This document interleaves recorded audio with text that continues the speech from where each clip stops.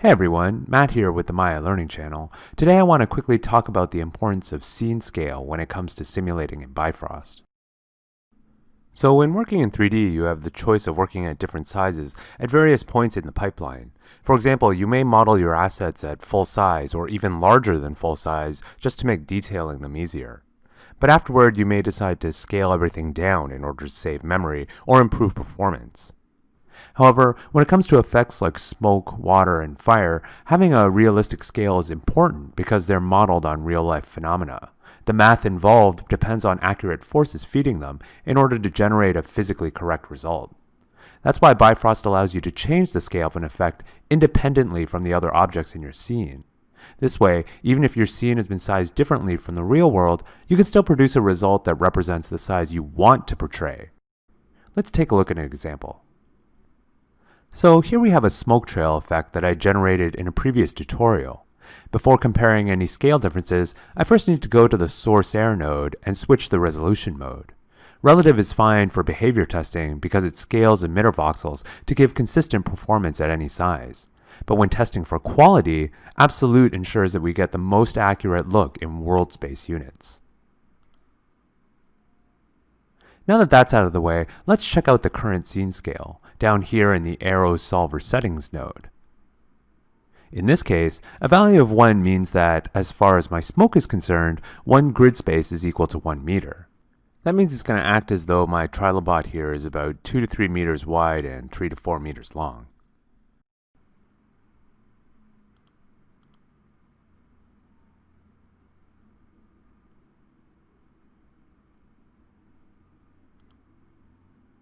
Now, this may or may not be what I intended. Remember, simulation scale is handled independent of actual model scale.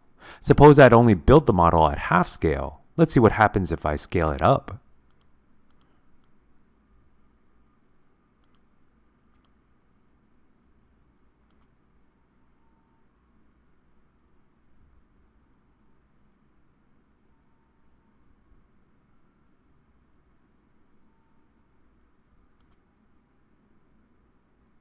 The difference is immediately noticeable.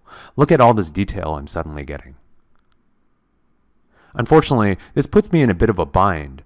I like this trail better, but I really shouldn't be changing the size of my asset, especially if I'm planning to reference it into other scenes that are sized accordingly. The last thing I want to do is to scale everything associated with this one asset. Luckily, I won't have to.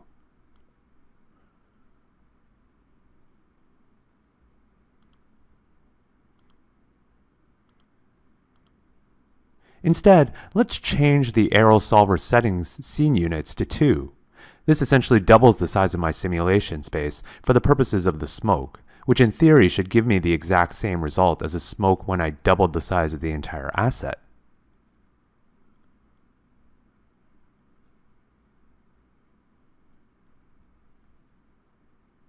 Except it doesn't. The smoke looks very thin compared to my previous scale. Think about it. If I pump the same amount of smoke into a space that's twice as big, that smoke is going to spread out a lot more and thus look a lot thinner. So to offset that, I'm going to increase the density of the smoke. In this case, that density value is actually coming from this vary node, which randomizes the thickness over time. So I'll just double the maximum value possible. By the same logic, I'll need to double my influences as well, which I can do by increasing the max modulation value that feeds them. Then the dissipation I'll handle separately. I can leave inherent velocity alone, since speed and direction are independent of size. And now if I play my scene, I get something much closer to what I was going for.